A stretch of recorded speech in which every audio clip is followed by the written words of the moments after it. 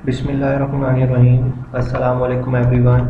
I welcome all of you in lecture number 3. Lecture number 3 से पहले I hope so कि आप सब ने लेक्चर नंबर 1 और लेक्चर नंबर 2 को डिटेल में देख लिया होगा। अगर आप में से किसी ने लेक्चर 1 और लेक्चर 2 को अभी तक नहीं देखा, सो आई वुड रिकमेंड कि लेक्चर 3 को सुनने से पहले लेक्चर 1 और लेक्चर 2 को गो थ्रू कर लें, क्योंकि लेक्चर 3 जो है वो उसी की कंटिन्यूटी के अंदर है।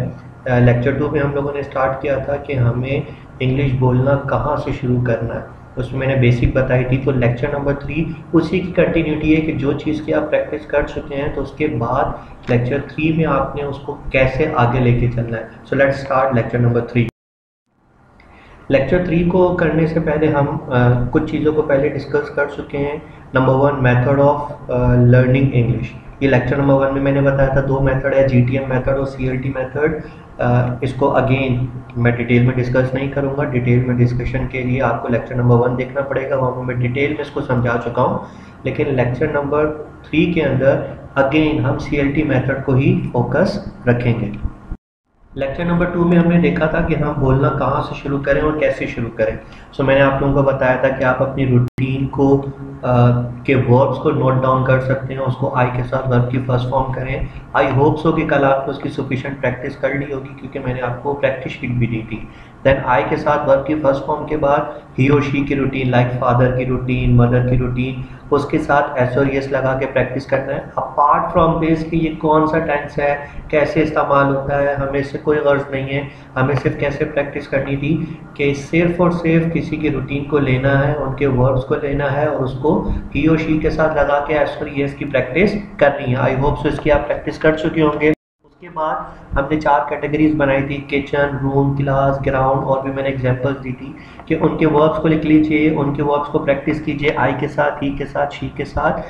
आई होप सो के सब ने यहाँ तक प्रैक्टिस कर ली होगी। सो आज का जो लेक्चर है वो इसी प्रैक्टिस के बाद का है कि यहाँ तक जिसने प्रैक्टिस कर ली है, और यहाँ तक अगर किसी ने प्रैक्टिस नहीं की तो आई वुड रिकमेंड कि पहले इसकी सफिशिएंट प्रैक्टिस कर लें, देन लेक्चर 3 को देखें और लेक्चर 3 में बताई गई चीज़ों की प्रैक्टिस कीजिएगा। उसी को अगर हम आगे कंटिन्यू करें, that how to start speaking English, उस तमाम की प्रैक्टिस करने के बाद एक चीज़ जो आपने करनी है वो क्या करना है कि यूज़ वर्ड विद यू। यानी आपने आई के साथ वर्ब की फर्स्ट फॉर्म लगाई थी, अब उसी सेंटेंस से आपने सवाल करना शुरू करना है। सवाल कैसे करना है? सिर्फ वर्ड के साथ। ये एक्टिविटी कर सकते हैं 2 लोग, लाइक आप और आपके भाई हो, आपकी सिस्टर हो, किसी के साथ भी आप प्रैक्टिस कर सकते हैं कि एक इंसान जुमला बोले, दूसरा इंसान उसका सवाल करे और फिर आप उसका जवाब दें। अगर बिलफर्ज 2 लोग मौजूद नहीं हैं तो आप अकेले भी एक्टिविटी कर सकते हैं। आप जुमला बोलें, फिर आप अपने आप से ही सवाल करें, फिर आप खुद ही जवाब दें। इससे क्या होगा? आपके क्वेश्चन आंसर्स की प्रैक्टिस होगी। फ़ायदा क्या है? फ़ायदा ये होगा कि हम जो रोज़मर्रा के काम कर रहे होते हैं उसमें हम सवालात भी रोज़मर्रा के कर रहे होते हैं और उसके जवाबात भी हम ऐसे ही दे रहे होते हैं। सो अगर हम प्रैक्टिस करना चाहें तो इसकी हम प्रैक्टिस कैसे कर सकते हैं उसको देखते हैं। फॉर एग्जांपल, हम लोगों ने कल देखा था कि आई वॉश, मैं धोता हूँ। अब ये तो रूटीन का काम था, उसकी प्रैक्टिस कर ली थी। अब क्या करना है? अगर 2 लोग कर रहे हैं प्रैक्टिस तो एक बोलेगा आई वॉश, दूसरा बोलेंगे यू वॉश व्हाट। आंसर आपने क्या देना है? आई वॉश प्लेट्स। जो काम आप करते हैं वो आप लगा दें।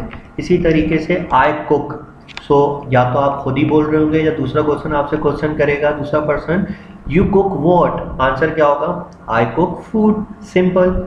इसी तरीके से आई बॉयल, आप किचन में आप डेली रूटीन का काम करते हैं बॉयल का, तो आपने कल की प्रैक्टिस में क्या होगा? आई बॉयल।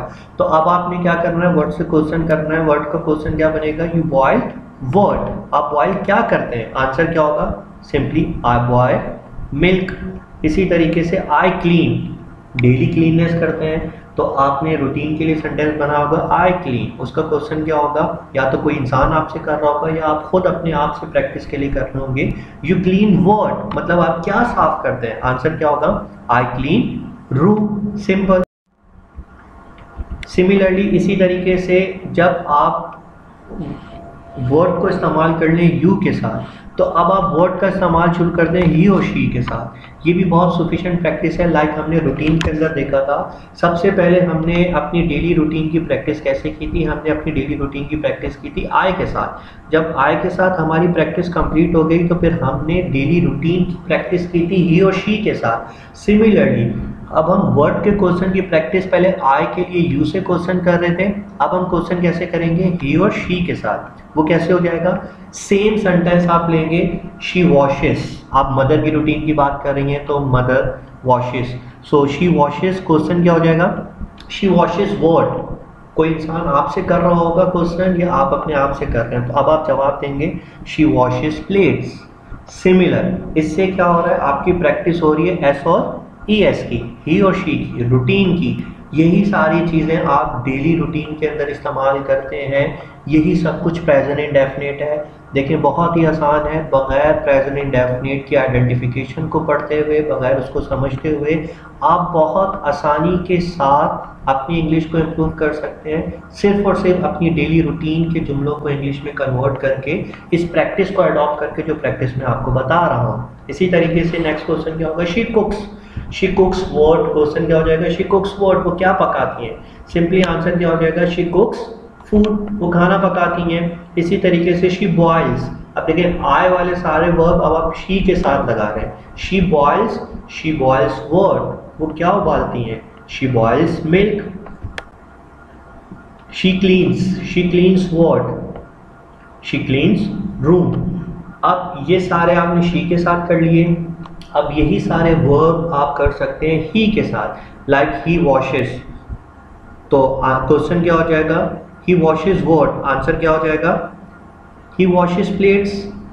सिमिलरली जितने भी वर्ब्स आप यूज करना चाहते हैं आप इजीली यूज कर सकते हैं। ही स्टडीज, क्वेश्चन क्या हो जाएगा, he studies what, answer he studies English.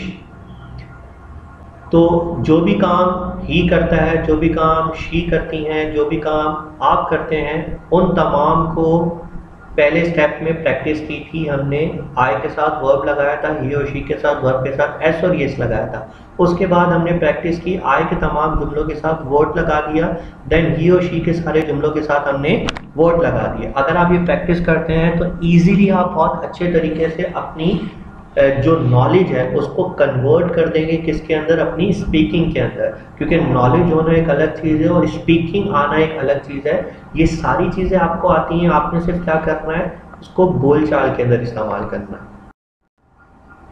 Next thing, make a list of those English word which you use daily at home. बहुत नेक्स्ट एक्टिविटी है, बहुत इंपॉर्टेंट एक्टिविटी है, वो क्या है कि एक लिस्ट बनाएं। वो लिस्ट क्या बनाएं, उस लिस्ट के अंदर आप वो तमाम वर्ड्स मेंशन करें जो कि आप इंग्लिश के इस्तेमाल करते हैं। आप देखेंगे बहुत सारे वर्ड्स आपको अपनी डेली रूटीन में ऐसे मिलेंगे कि जिनकी आपको उर्दू भी नहीं आती, वो आप सिर्फ इंग्लिश में इस्तेमाल कर रहे होते हैं, तो उनकी एक लिस्ट बनाएं। जिस तरह पिछली एक्टिविटी में मैंने आपको बताया था कि आप अपनी डेली रूटीन में करने वाले वर्ड्स की लिस्ट बनाएं, गो, स्लीप, प्ले, ईट, ये सारे काम आप डेली करते हैं, उसकी लिस्ट बनाई थी, उससे आपने प्रैक्टिस की थी। अब आपने क्या करना है, अब आपने प्रैक्टिस करना है उन तमाम इंग्लिश वर्ड्स की लिस्ट बनानी है जो कि आप डेली घर के अंदर इस्तेमाल करते हैं, घर के कामों में इस्तेमाल करते हैं, जिसकी आपको उर्दू मीनिंग भी नहीं आती। फॉर एग्जाम्पल वो वर्ड्स कैसे हो सकते हैं, लाइक प्लेट, कप, गिलास, सोफ़ा, मोबाइल, टिश्यू पेपर या टिश्यू बॉक्स, ड्राइंग रूम। ये सारे बेसिक वर्ड्स हैं। आई डोंट थिंक सो कि आप में से कोई ऐसा होगा कि इनको इन तमाम वर्ड्स का मतलब नहीं पता होगा, या आप में से कोई ऐसा होगा जो ये इस्तेमाल नहीं करता होगा। और भी बहुत सारे वर्ड्स हैं जो कि आप डेली अपनी रूटीन के अंदर इस्तेमाल करते हैं, उनकी आपको उर्दू ही नहीं आती, वो इंग्लिश के वर्ड्स हैं। तो ये जब सारे वर्ड्स आते हैं तो इनको ही, इनकी मदद से ही हमने स्पीकिंग शुरू करनी है। आप इन तमाम वर्ड्स की लिस्ट बना लेंगे, 20 वर्ड बनते हैं, 30 बनते हैं, 50 बनते हैं, 100 बनते हैं, what ever it comes in your mind, वो एक पेपर पे लिख लीजिए तो आपको बहुत आसानी हो जाएगी। फिर आपने इसकी प्रैक्टिस कैसे करनी है, लेट्स सी द प्रैक्टिस। ये लिस्ट बनाने के बाद आपको 3 चीज़ें पता होनी चाहिए। एक, 3 चीज़ों का इस्तेमाल करना है, वेयर का, हेयर का और देयर का। वेयर का मतलब क्या होता है, कहाँ, हेयर का मतलब होता है यहाँ, और देयर का मतलब होता है वहाँ। देखिए हम डेली रूटीन में हम जो कन्वर्सेशन करते हैं, बहुत सारी कन्वर्सेशन हम करते ही यही है, हम चीज़ें पूछ रहे थे कहाँ है, जवाब आता है यहाँ है, वहाँ है, ये चीज़ कहाँ है, यहाँ है या वहाँ है, वो चीज़ कहाँ है, यहाँ है या वहाँ है, अम्मी कहाँ है, अम्मी यहाँ है या अम्मी वहाँ है। मेजॉरिटी हम दिन के अंदर इन 3 चीज़ों का इस्तेमाल बेतहाशा करते हैं। तो आपको एक तो वो लिस्ट बनानी है, लिस्ट के बाद आपको ये 3 चीज़ें पता हो, वेयर, हेयर एंड देयर। इन तीनों का मतलब आपको पता लग गया। उसके बाद आपने क्या करना है, सिंपली इसके साथ इज लगा देना है। वेयर इज कहाँ है, देन हेयर इज यहाँ है, देन देयर इज वहाँ है। सिंपली आपने क्या करना है, इन तीनों के साथ इज लगा देना है। तो इनकी मीनिंग क्या बन जाएगा, कहाँ है, यहाँ है और वहाँ है। अब ये तमाम करने के बाद फिर ये तमाम करने के बाद वेयर, हेयर एंड देयर, उसके साथ इज लगा दिया, आपको मतलब भी पता लग गया कहाँ है, यहाँ है और वहाँ है। उसके बाद आपको 4 चीज़ें जो ऑलरेडी आती हैं, जो कि आप इस्तेमाल करते हैं, वही आपने इस्तेमाल करनी है। वो 4 चीज़ें क्या हैं, इन, ऑन, नियर एंड अंडर। अभी फ़िलहाल आप इस चीज़ को छोड़ दीजिए कि इंग्लिश में इसको क्या कहते हैं, कि कौन से टॉपिक से बिलोंग करता है, इसका काम क्या होता है, सारी चीज़ें अभी आप उसको छोड़ के सिर्फ इसको ये देखें, बेसिक चीज़ें। इनका मतलब क्या है, में, यानी किसी भी चीज़ के अंदर कोई चीज़ होती है तो उसके लिए इन इस्तेमाल करते हैं, किसी भी चीज़ के ऊपर कोई चीज़ होती है तो ऑन इस्तेमाल करते हैं, किसी भी चीज़ के करीब होती है तो नेयर इस्तेमाल करते हैं, किसी भी चीज़ के नीचे होती है तो अंडर इस्तेमाल करते हैं। यानी हम नॉर्मल कन्वर्सेशन में इस्तेमाल कर रहे होते हैं कि ये चीज़ कहाँ है, तो हम बोलते हैं ये चीज़ वहाँ है, ये चीज़ टेबल के ऊपर है, ये चीज़ टेबल के नीचे है, ये चीज़ बेड के ऊपर है। तो हम इन चारों चीज़ों का इस्तेमाल कर रहे होते हैं। तो हमने वेयर, हेयर और देयर के अंदर प्रैक्टिस के लिए इन्हीं चीज़ों का इस्तेमाल करना है। कैसे करना है उसको देखते हैं। हम नॉर्मली क्वेश्चन करते हैं, वेयर इज रिमोट। हम सिबलिंग्स, बहन भाई आपस में बैठ के सवाल कर रहे होते हैं कि रिमोट कहाँ है। जवाब क्या आता है, जवाब बहुत सिंपल है, देयर इज, वहाँ है। यहाँ बोलेंगे ऑन बेड, बेड पर है, अंडर टेबल, टेबल के नीचे है, इन द रूम, कमरे के अंदर है। तो देखिए ये कोई नई चीज़ नहीं है, ये आप उर्दू में इस्तेमाल कर रहे होते हैं, यही आपने इंग्लिश में इस्तेमाल करनी है। देन वेयर इज केक, आप आए, केक मौजूद था, आपने आते ही अपनी मदर से, अपने ब्रदर से पूछा वेयर इज केक, केक कहाँ है। तो सिंपल आंसर क्या दे सकते हैं, हेयर इज, केक यहाँ पे मौजूद है। या आप जवाब क्या देंगे, इन फ्रिज, फ्रिज के अंदर मौजूद है, इन प्लेट, प्लेट के अंदर मौजूद है, ऑन टेबल, टेबल के ऊपर मौजूद है।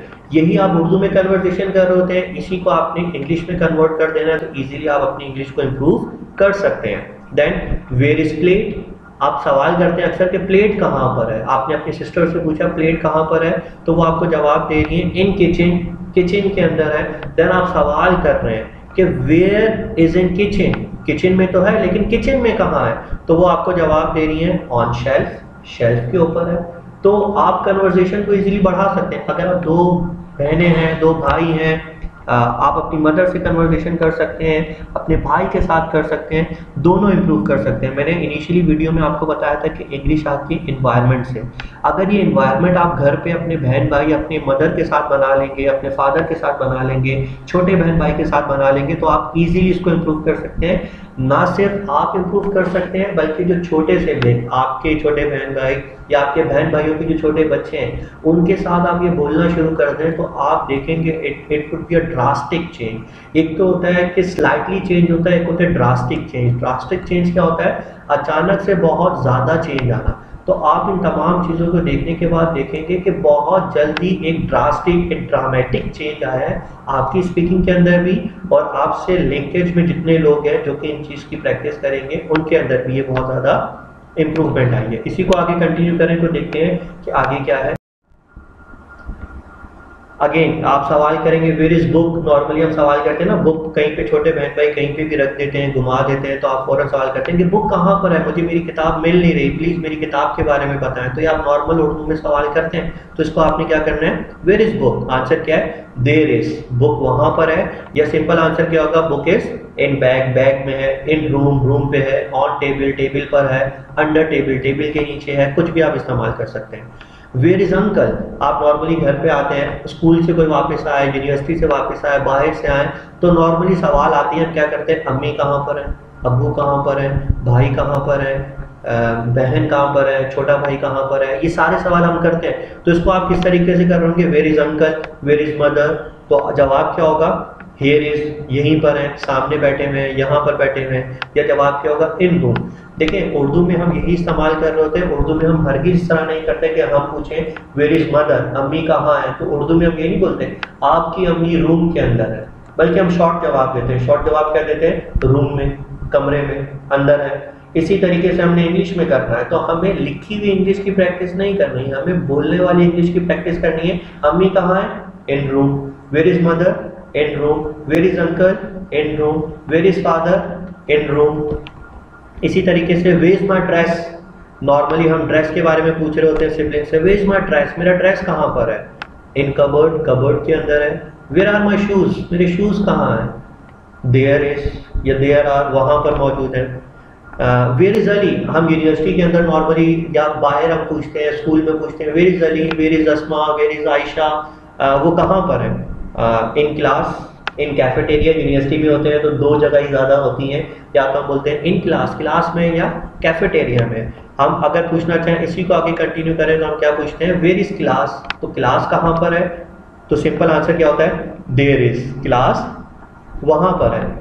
तो देखें बिल्कुल बेसिक जुमलों को हम इस्तेमाल करते हुए, इजीली हम उसकी प्रैक्टिस करते हुए हम क्या कर रहे हैं, रोज़मर्रा के इस्तेमाल होने वाले जुमलों को हम अपनी प्रैक्टिस के अंदर लेके आ रहे हैं। और ये कोई भी चीज़ ऐसी नहीं है जो आप में से किसी को नहीं आती, कोई ज़्यादा पढ़ा हुआ है या कोई कम पढ़ा हुआ है, लेकिन ये सारे वर्ब, ये सारी चीज़ें ऐसी हैं जो कि आप सब इस्तेमाल करते हैं।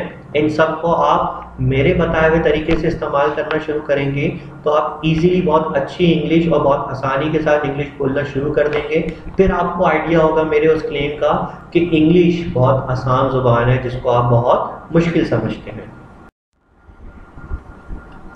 अब नेक्स्ट चीज़ क्या करनी है, इस्तेमाल करना है इट का, हिम का, हर का और देम का। ये क्या चीज़ होती है, देखिए हमने बेसिक चीज़ें जब कर ली हैं तो उसके साथ हमने क्या करना है, इट का इस्तेमाल। इट नॉर्मली किसी भी चीज़ के लिए इस्तेमाल करते हैं, हिम किसी भी इंसान के लिए, मेल के लिए इस्तेमाल करते हैं, और हर जो होता है किसी भी फीमेल लड़की के लिए इस्तेमाल करते हैं, और देन बहुत सारे लोगों के लिए। अब देखें इन सब का इस्तेमाल हम अपनी डेली रूटीन में कैसे करते हैं, हम बहुत ज़्यादा इस्तेमाल करते हैं। कैसे इस्तेमाल करते हैं, एक दूसरे को इंस्ट्रक्शंस देने के लिए, एक दूसरे को किसी बात से रोकने के लिए, कोई काम कहने के लिए हम इन चीज़ों का इस्तेमाल कर रहे होते हैं। कैसे इस्तेमाल कर रहे होते हैं, हमने क्या करना है, वर्ब की फर्स्ट फॉर्म लगानी है और इनमें से कोई भी चीज़ लगा देनी है, या तो इट लगेगा या हिम लगेगा या हर लगेगा या देम लगेगा। कैसे लगेगा उसको देखते हैं। हम कहते हैं ना इस चीज़ को छोड़ दो, लीव इट, इस चीज़ को यहीं पे छोड़ दो। कोई काम कर रहा होता है आपका बहन भाई तो आप बोलते हैं छोड़ दो, तो इसको आपने क्या करना है, लीव आपको पता है, उसके साथ आपने इट लगा देना है, लीव इट। इसी तरीके से क्या होता है, उस इंसान को छोड़ दो, लीव हिम। पिक इट, हम किसी चीज़ को बोलते हैं, हम छोटे बच्चों को बोलते हैं ना इस चीज़ को उठाओ, तो हम छोटे बच्चों को बोल देते हैं पिक। सबको पता है पिक का मतलब क्या है, उसके साथ आपने इट लगा दिया तो क्या बन गया, पिक इट। इसी तरीके से ड्रॉप इट, किस चीज़ को छोड़ दो यानी नीचे फेंक दो। इसी तरीके से क्या, कॉल हिम, उससे कॉल करो, उससे बुलाओ। नॉर्मली अक्सर क्या होता है, आपके भाई बाहर गए हुए तो आपकी मदर बोलती है कॉल हिम, अपने भाई को बुलाओ। ये उर्दू में अक्सर बोला जाता है, तो आपने उसको इंग्लिश में बोलना है कॉल हिम। किसको बुलाना है, अपने भाई को बुलाना है। ये कॉल हर हो सकता है, कॉल देम हो सकता है। इसी तरीके से लिसन हर, तीन बहनें आपस में बात कर रही हैं तो एक सिस्टर बोल रही है, दूसरी सिस्टर सुन नहीं रही, तो आप उनको बोलती हैं कि इनकी सुनो तो सही, तो आपने उसी को बोलना है उर्दू वाले जुमले को, लिसन हर लगाया और लिसन आपको पता है तो लिसन हर, इन्हें सुने।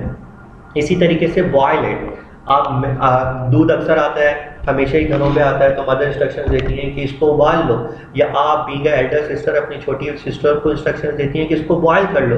तो आपको पता है बॉयल का मतलब क्या होता है, आपने उसके साथ इट लगा देना है तो क्या बन गया, बॉयल इट। इसी तरीके से कुक इट, डेली खाना बनाते हैं तो आपने क्या करना है, कुक इट। अच्छा ये तो सारे वर्ड्स हमने देख लिए, सारे वर्ड्स हमने देख लिए, इट, हिम, हर और देम के साथ इस्तेमाल करने हैं और कैसे इस्तेमाल करना है, ये तमाम हम इस्तेमाल तो कर लेंगे। अब हमने आगे क्या देखना है कि इनके हमने जवाबात कैसे देने हैं। ये तो वो सारी चीज़ें थी जो आपने इस्तेमाल कर ली, लेकिन अब क्या है, आपका भाई या बहन आपसे ये सारी चीज़ें बोल रहे हैं और आपने क्या करना है, इन तमाम चीज़ों के जवाब देने हैं। अब जवाब कैसे देंगे, फॉर एग्जाम्पल अगर आपने बोला है लीव इट, लीव इट का मतलब क्या है, अभी हमने प्रैक्टिस किया, इसे छोड़ दो। अब इसके उर्दू में कोई आपको बोलेगा कि लीव इट छोड़ दो तो आप क्या जवाब देंगे? आप ऐसे ही जवाब देंगे ना, ओके फाइन। छोड़ना होगा तो आप बोलेंगे हाँ ठीक है। उस ठीक है को इंग्लिश में आप क्या बोल रहे हैं? Okay fine. या आप क्या जवाब देंगे? नॉट पॉसिबल, इस चीज को छोड़ना मेरे लिए मुमकिन नहीं है। आप बोलते हैं ना मैं नहीं छोड़ सकता इस चीज को, हम कहते हैं ना ये आदत छोड़ दो, लीव इट, तो हम बोलते हैं नहीं मेरे लिए मुमकिन ही नहीं है। तो आपने सिंपली जवाब में क्या बोलना है? Not possible. नॉट पॉसिबल का मतलब क्या है कि ये मेरे लिए मुमकिन ही नहीं है। इसी तरीके से क्या बोल सकते हैं? नॉट ईजी, मैं छोड़ तो सकता हूँ लेकिन मेरे लिए आसान नहीं है। हम बोलते हैं ना ये चीज़ आसान नहीं है। कोई बोले कुक इट, कोई नई चीज़ आपको ट्राई करने के लिए कह रहे हैं तो आपकी मदर बोलती है ट्राई इट, इसको कोशिश करो, तो आप क्या बोलती हैं? नॉट ईजी, ये मेरे लिए आसान नहीं है। या आप क्या बोलते हैं? वेरी डिफिकल्ट, ये बहुत मुश्किल है। या वेरी हार्ड, ये बहुत मुश्किल है। तो हम इन तमाम जो कि वर्ड्स हमें आते हैं इनको इस्तेमाल करके हम ईजिली हम इसके आंसर्स भी दे सकते हैं और हम इसके क्वेश्चंस भी कर सकते हैं। आप किसी से क्वेश्चन करेंगे तो सामने वाला जवाब देगा, कोई सामने वाला क्वेश्चन करेगा तो आप इसका जवाब देंगे। इसमें कोई भी ऐसी चीज़ नहीं है जो नई चीज़ हमने सीखी हो, बल्कि मैं वही सारी चीज़ें आप लोगों को बता रहा हूँ जो चीज़ें आपको ऑलरेडी पता है। Next thing, noun. नाउन क्या चीज़ है? Very important thing, noun. मैं आपको बुकिश डेफिनेशन की तरफ नहीं लेके जा रहा कि नाउन क्या होता है, वो हम डिटेल में आगे पढ़ेंगे जब मैं जीटीएम मेथड से पढ़ाऊंगा फॉर स्टूडेंट्स कि उनको नाउन आना चाहिए, पर्पस पता होना चाहिए। अभी नाउन क्या चीज़ है? देखें, नाउन बहुत ही सिंपल सी चीज़ है। कोई भी चीज़ जो आपके सराउंडिंग के अंदर मौजूद है वो नाउन है। मैं वो बच्चों वाली डेफिनेशन पे आपको नहीं लेके जा रहा कि noun is a name of person, place और थिंग। मैं आपको सिंपल क्या बता रहा हूँ, हर वो चीज़ जो आपके इर्द गिर्द मौजूद है वो नाउन है। इसका फंक्शन क्या है? देखिए आगे चल के कल के लेक्चर के अंदर मैं आप लोगों को ये चीज़ बताऊंगा कि नाउन क्यों ज़रूरी है, हम इसको पढ़ क्यों रहे हैं। तो मैं आपको बिल्कुल बेसिक चीज़ बता रहा हूँ कि नाउन है क्या चीज़, आपने इसकी प्रैक्टिस कैसे करनी है।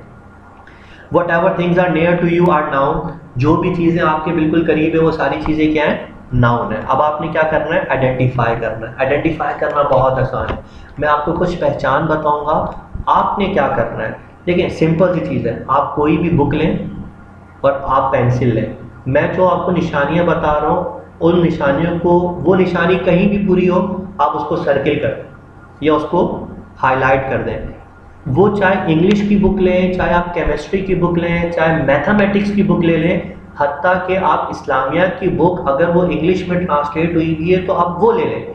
यानी कहीं भी इंग्लिश, बाहर से रोटियां आती हैं, उन रोटियां अखबार में आती हैं, वो इंग्लिश अखबार को ले लें, वहाँ पे आपको ये निशानियाँ मिल जाएं तो उसको आप मार्क कर दें, आपको पता लग जाएगा ये सारी चीज़ें क्या है? नाउन है। तो मैं बिल्कुल बेसिक तरीके से आपको बता रहा हूँ, मैं आपको ना डेफिनेशन बता रहा हूँ ना मैं आपको ये बता रहा हूँ कि नाउन का काम क्या है। मैं सिर्फ आपको ये बता रहा हूँ कि नाम, हर वो चीज़ जो आपके इर्द गिर्द मौजूद है वो नाउन है। अब हमें किस तरह पता लगेगा कि नाउन वर्ड्स कौन कौन से होते हैं? तो उनको अगर हम देख लें, कहीं पे भी आप देखें ए एन और दा लिखा हुआ है, ए एन और दा लिखा हुआ है, उसके बाद जो भी वर्ड आएगा वो टेंस टू बी नाउन है। 90% चांसेस। अच्छा ये जो मैं चीज़ें आपको बता रहा हूँ ये ऐसा नहीं है कि बिल्कुल 100% ये tense to B.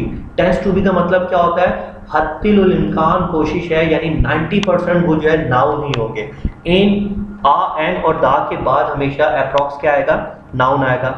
For example अब बॉय, आ के बाद बॉय आ रहा है, an elephant, a girl, a table, the class. तो इनके बाद जब भी कोई भी वर्ड आ रहा होगा तो वो सिंपल क्या होगा? नाउन। जब भी आप इन वर्ड्स को देखें उसके बाद वाले को हाईलाइट कर दें तो उसको दोबारा पढ़ेंगे तो आपको पता लग जाएगा वो नाउन है। नेक्स्ट थिंग क्या है? नेक्स्ट थिंग है कोई भी लफ्ज ई आर पर या ओ आर पर एंड होता हो, कोई भी लफ्ज ई आर पर या ओ आर पर एंड होता हो, कहीं पे भी आपको मिले आप उसको हाईलाइट कर दें, उसको सर्किल कर दें, फिर उसके बाद आप दोबारा से पढ़ेंगे तो आपको पता लग जाएगा कि वो नाउन है। एग्जाम्पल अगर मैं दूं तो एग्जाम्पल क्या है? डॉक्टर, टीचर, इंजीनियर और एक्टर। इसी तरीके से अगर हम आगे चलें तो आगे क्या होगा? कोई भी लफ्ज जो कि एम ई एन टी पर एंड हो, एम ई एन टी पर एंड हो, कोई भी लफ्ज एम ई एन टी पर एंड हो, आप कहीं भी देखें, न्यूज़पेपर में देखें, किसी भी बुक में देखें, लाजमी नहीं है इंग्लिश की बुक में, किसी भी सब्जेक्ट की बुक में देखें, जो भी लफ्ज MENT पर एंड हो रहा है तो उसको आप सर्किल कर दें, फिर आप शुरू से उसको पढ़ेंगे तो आपको समझ में आएगी कि ये नाउन ही है। इसकी एग्जांपल क्या है? इसकी एग्जांपल है इन्वेस्टमेंट, ट्रीटमेंट, डेवलपमेंट। ये तो मैं आपको कुछ एग्जांपल्स बता रहा हूँ, आप जब ढूंढना शुरू करेंगे, आप लिखना शुरू करेंगे तो आपको पता लगेगा कि वो सब के सब क्या है, वो नाउन है। नाउन का फंक्शन क्या है उसको रहने दें, उसको भूल जाएं। सिर्फ क्या है कि नाउन कौन कौन से होते हैं इसका आपको मतलब भी नहीं पता, that doesn't make any difference. सिर्फ आपको ये पता होना चाहिए ये क्या है, ये नाउन है। इसी तरीके से कोई भी लफ्ज SHIP पर एंड हो रहा है, SHIE पर एंड हो रहा है तो वो भी क्या होगा, वो भी नाउन होगा। फॉर एग्जाम्पल फ्रेंडशिप, चैंपियनशिप, ये भी क्या है, नाउन है। इसी तरीके से कोई भी लफ्ज ANCE या ENCE पर एंड होगा, कोई भी इन दोनों में से किसी पर एंड होगा तो ये भी क्या कहलाएगा, ये भी नाउन कहलाएगा। कहीं पे भी आपको इन वर्ड्स पे, इन लेटर्स पर एंड होता हुआ वर्ड मिले तो सिंपल मतलब क्या है कि वो नाउन है, आप उसको सर्किल कर सकते हैं। वो कौन से होंगे? एग्जाम्पल क्या है, इम्पॉर्टेंस, सिग्निफिकेंस, इसी तरह लॉन्ग लिस्ट है, आप उसको देख सकते हैं। नेक्स्ट क्या है, ITY, कोई भी वर्ड ITY पर एंड होगा तो वो भी सिंपली क्या होगा, नाउन होगा। कहीं भी आप देखेंगे तो आप क्या कर सकते हैं, उसको अंडरलाइन कर सकते हैं। वो क्या है, सिटी, एक्टिविटी, प्रोडक्टिविटी।